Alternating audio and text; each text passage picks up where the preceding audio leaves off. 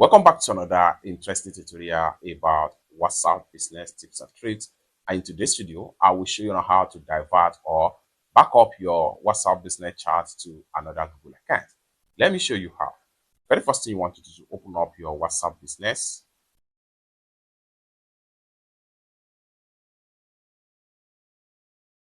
Click on this three dots from the top right here. Click on settings. Click on charts. Scroll down right here. Click on chat backup.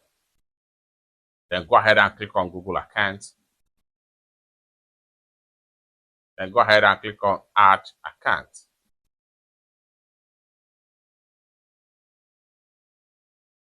Verify your identity.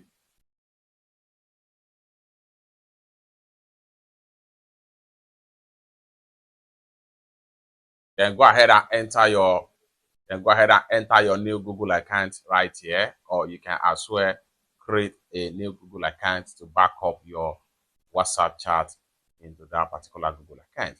It's that simple. For more useful tutorial tips and tricks like this, consider to subscribe. Thank you so much for watching, and I hope to see you in my next video. Bye for now.